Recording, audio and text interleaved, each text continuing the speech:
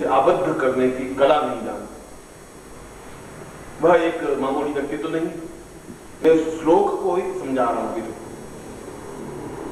वह कोई ऐसी चीज तो नहीं है कि जिसे प्यार किया जा सके, वह ऐसी चीज भी नहीं है जिसको देखा जा सके, और वह ऐसी चीज भी नहीं है कि उसको हम अपनी बाहों में समेट सकें। वह तो पूरे हृदय में उतारने योग्य है। प्राणों को देखा नहीं जा सकता है, किसी ने भी प्राण देखे नहीं, प्राण तत्व को देखा नहीं गया, प्राण तत्व को सूंघा भी नहीं गया, प्राण तत्व को स्पर्श भी नहीं किया गया, मगर उसका मूल्य और महत्व हमें मालूम है कि बिना प्राण तत्व के जीवन स्पंदन युक्त नहीं होता है, वह शमशान युक्त होता है। और हम जब तक ये बात नहीं समझेंगे तब तक हम गतिशील हैं, हम चलते हैं। कभी धन के पीछे पागल हैं, कभी पत्नी के पीछे पागल हैं, कभी ऐश्वर्य के पीछे पागल हैं, कभी रूप और यौवन के पीछे पागल हैं, अपनी नौकरी के पीछे पागल हैं, व्यापार के पीछे हैं, और अपनी लाश को अपने कंधों पर ढोए हुए भाग रहे हैं। हमारी लाश हमारे कंधों पर, और हम चल रहे हैं, तो चल रहे हैं शमशान की ओर। उसमें और आप में इतनी अंतर है, उस मुर्दा शरीर को 4 आदमी ढोकर के पहुंचाते हैं, और आप अपनी लाश को अपने कंधों पे ढोके ढो रहे हैं। उसमें आप में अंतर नहीं है।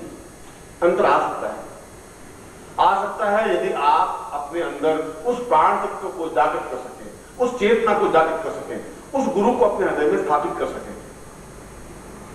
और उस गुरु को स्थापित करने के लिए कोई प्रार्थना नहीं होती, कोई स्तुति नहीं होती, उसके लिए कोई मंत्र नहीं है, सुगंध का कोई महत्व नहीं होता है, सुगंध को देखा नहीं जा सकता, उसको एक सराहा जाता है, एहसास किया जाता है। और गुरु भी एक सुगंध है जो हर समय एक महक हमारे सामने विद्यमान होती है, और उसको, उस महक को, उस सुगंध को जब हम आत्मसात कर सकते हैं, क्योंकि वह एक प्राणस्थ चेतना है। यदि किसी व्यक्ति को हम उसकी आंख और उसका नाक और उसका मुंह बंद कर दें तो 5 और 7 और 8 मिनट बाद छटपटाकर मर जाएगा, क्योंकि उसमें प्राण तत्व जा नहीं रहे, उसमें प्राण वायु नहीं जा रही है, उसमें ऑक्सीजन नहीं जा रहा है।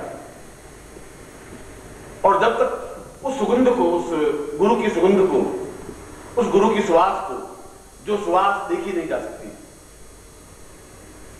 जिसको हम पहचान नहीं सकते, हमारे उन आंखों के माध्यम से हम उसको नहीं पहचान सकते, इसलिए कि गुरु तो स्वयं छलनामय होता है। वह तो स्वयं ब्रह्म होते हुए भी माया का विस्तार करता रहता है। जहां ब्रह्म है वहां माया का विस्तार होगा ही, और अगर माया का विस्तार नहीं हो तो सैकड़ों हजारों शिष्य 24 घंटे पांव पकड़ कर बैठ जाएंगे। जिस क्षण उनको यह बोध हो जाएगा कि गुरु को अपने हृदय में स्थापित करना है, उस क्षण वो नहीं रह पाएंगे, फिर वो दूर नहीं रह सकते, फिर वो अपने आंसुओं के जल से उनके चरणों को धोते ही रहेंगे, फिर उनके हृदय में दूसरे कोई चिंतन आ नहीं सकता, फिर दूसरा कोई बिंब उनके हृदय में स्थापित नहीं हो सकता, फिर दूसरी कोई भावना, कोई विचार, कोई शक्ति हो नहीं सकती। और जिस प्रकार से हम ऑक्सीजन से, प्राण वायु से अलग नहीं जिंदा रह सकते, ऐसे साधक, ऐसे शिष्य गुरु के बिना जिंदा नहीं रह सकते। एक तड़प, एक बेचैनी, एक छटपटाहट, एक वेदना हर समय हृदय में गूंजती रहती है, और वो सौभाग्यशाली होते हैं जिसके हृदय में छटपटाहट पैदा होती है। कामायनी में एक दोहा लिखा है प्रसाद ने, वियोगी होगा पहला कवि, आह से उपजा होगा गान, निकलकर आंसू से चुपचाप, आंखों से चुपचाप वही होगी कविता अंधा। क्योंकि पूजा पुष्पों के माध्यम से नहीं हो सकती, पूजा फूलों के हारों के माध्यम से भी नहीं हो सकती, पूजा तो केवल आंसुओं के कणों के माध्यम से ही हो सकती है। और अश्रु तभी प्रभावित होते हैं जब हृदय में एक छटपटाहट पैदा होती है, एक वेदना पैदा होती है, एक खालीपन सा महसूस होता है। ऐसा लगता है कि कोई सुगंध आई और पास में से निकल गई, प्राणों में नहीं भरी गई। और जब तक वह सुगंध प्राणों में भरी नहीं जाएगी, जब तक हम अपनी बाहों में सुगंध को आत्मसात नहीं कर सकेंगे, तब तक जीवन का आनंद भी नहीं ले सकेंगे। जिंदा तो रहेंगे, और जिंदा आप सब हैं, मगर ये जिंदगी वैसी ही है जैसे कि अपनी लाश को अपने कंधों पर ढोना है। और हजारों लोग ढोते हैं और ढोते हुए शमशान की ओर चले जाते हैं। एक क्षण ऐसा आता है जब गिर जाते हैं, 4 लोग भाई लोग उसको उठाते हैं और शमशान में जाके रात की ड्यूटी कर देते हैं। उनके हृदय में कोई मुस्कुराहट नहीं होती, कुछ खिलखिलाहट नहीं होती, कुछ आनंद नहीं होता।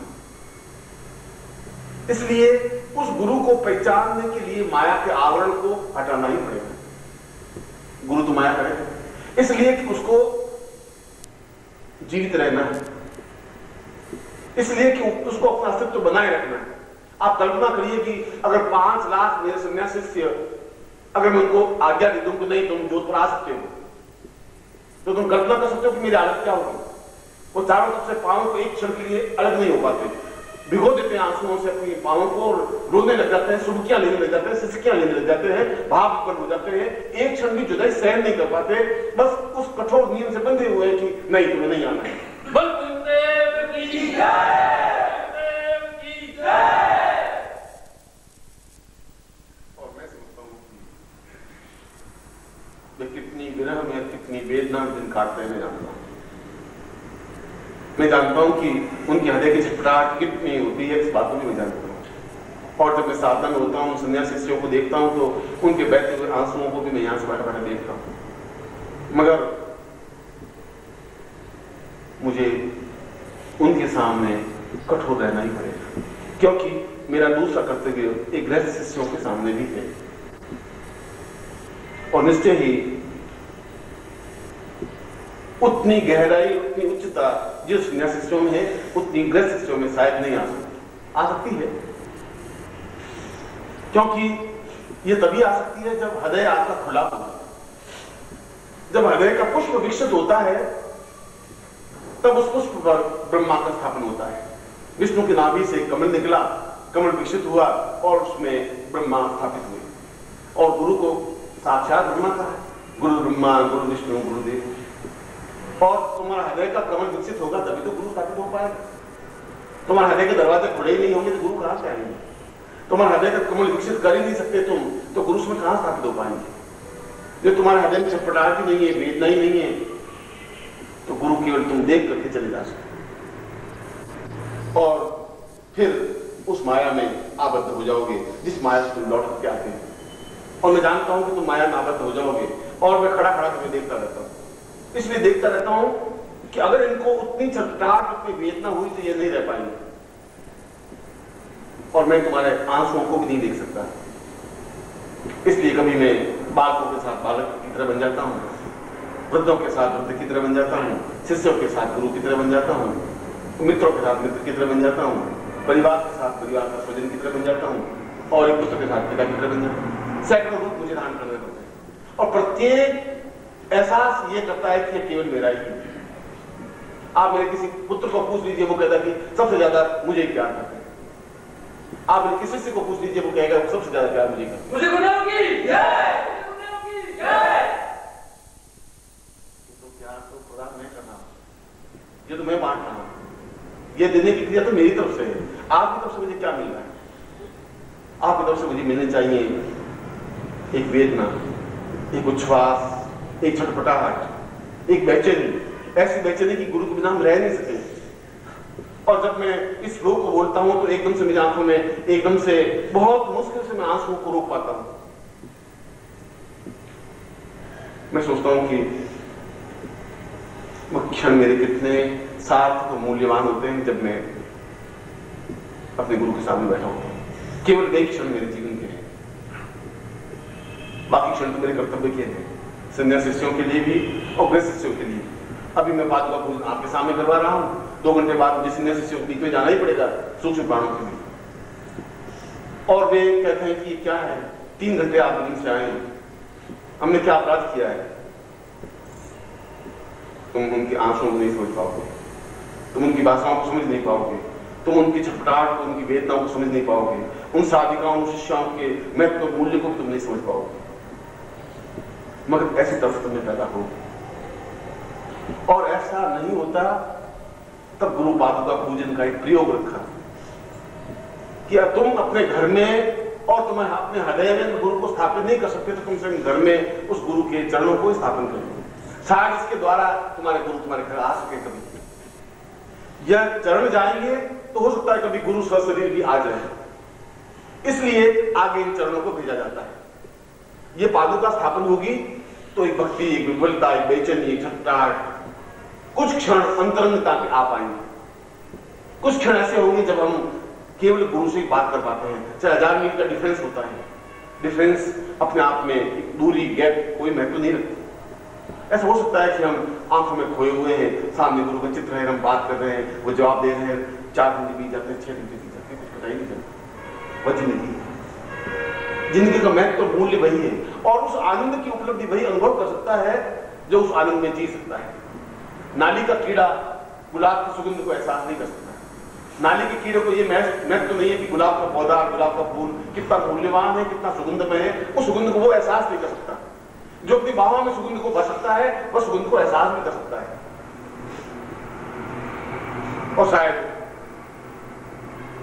जितना मैं बांटता हूं तुम्हें प्यार, उसका 100वां हिस्सा भी मुझे वापस तुमसे नहीं मिल पाता, क्योंकि तुम अपने कर्मों से बंधे हुए हो, अपने जीवन के चिंतन से बंधे हो। फिर मैं तुम्हें आवाज देता हूं, कभी पत्र के द्वारा, कभी शिविर के द्वारा, कभी साधनों के द्वारा, कोई पत्रिका के माध्यम से, फिर तुम दौड़ के आते हो। फिर मैं तुम्हें अपने सीने से लगाता हूं, अपने पास बैठाता हूं, और जिस प्रकृति के हो उसी ढंग से तुमसे बात करता हूं, और एक उदास चेहरा तुम लेके आते हो, और मैं बहुत मुस्कुराता हुआ चेहरा लेकर तुम्हें भेजता हूं, क्योंकि उस क्षणों में कुछ क्षण मेरे सुगंधमय क्षण तुम्हारे प्राप्त हो जाते हैं, और उन कुछ क्षणों की वजह से तुम्हारा चेहरा प्रफुल्लित हो जाता है, खिल जाता है, मुस्कुराहट से भर जाता है। ऐसा लगता है कि वो सुगंध हमारे पूरे तन मन में, रोम रोम में भर गई है। अगर इतने क्षणों में इतना मूल्यवान और इतना प्रसन्नता, इतनी आह्लाद, इतनी खुशी और इतनी आनंद तुम्हें प्राप्त हो सकता है, तो एक हृदय में स्थापन करने के बाद तुम्हारा जीवन कितना बदल जाएगा, कितना आनंद में अपने आप में भीग जाओगे, अपने आप में कितने भावुक हो जाओगे, तुम्हारा स्तर कितना ऊंचा उठ जाएगा, तुम्हें कल्पना कर सकते।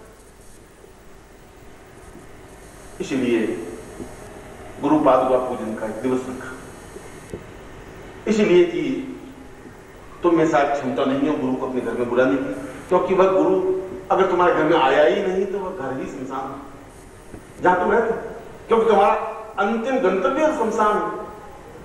और मैं तुम्हें कहता हूं कि दोस्त आज तुम्हारा नहीं है, शमशान की ओर जाने का रास्ता नहीं है, अमृत की ओर जाने का रास्ता है, प्राणों की ओर जाने का रास्ता है, जिंदगी की धड़कनों को सुनने का रास्ता है, आह्लाद, खुशी और प्रसन्नता का रास्ता है। और मैं प्रत्येक को प्रसन्नता, खुशियां बांटता हूं, और बदले में तुम्हारी पीड़ाएं झेलता हूं, तुम्हारी परेशानियां झेलता हूं, तुम्हारे दुखों को सुनता हूं, तुम्हारे दर्द को एहसास करता हूं, और अपनी तरफ से खुशियां तुम्हें बांटता हूं। ये देने और लेने की क्रिया है। तुम मुझे देते हो अपनी परेशानियां, अपनी बाधाएं, अपने कष्ट, अपनी चिंताएं, अपनी समस्याएं, और मैं उनको जैसे भगवान शिव उस जय को बराबर पी करके कंठ में बैठे रहे, मैं तुम्हारे उन सारे दर्दों को बैठ बैठा पीता रहता हूं, और अपनी तरफ से तुम्हें प्रेम, आनंद, खुशी और तपस्या के अंश प्रवाहित करता रहता। इसलिए कि तुम मेरे हो, इसलिए कि तुम मेरे प्राणों की एक धड़कन हो, एक चेतना हो, मेरे प्राणों का स्पंदन हो। मगर प्राणों का स्पंदन होना अलग है, अपने शरीर में उन प्राणों को स्थापित करना बिल्कुल एक अलग चीज है। ये गुरु पादुका पूजन का मतलब ही है कि आज तुम पादुकाओं को ले जाकर अपने घर में स्थापित कर सको, और उस क्षण के इंतजार कर सको, उस क्षण की प्रतीक्षा कर सको, उस प्रतीक्षा को अपने पास बुला सको कि गुरु तुम्हारे घर आए, तुम्हारा आतिथ्य स्वीकार करे, सब शरीर तुम्हारे घर में हो। शायद उससे ज्यादा सौभाग्यशाली कोई दिन नहीं होता।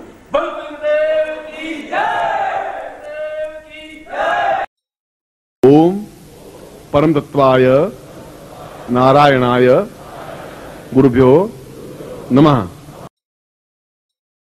ओम ह्रीं मम प्राण देह रोम प्रतिरोम चैतन्य जाग्रय ह्रीं ओम नमः। ओम भूर्भुवः स्वः तत्सवितुर्वरेण्यं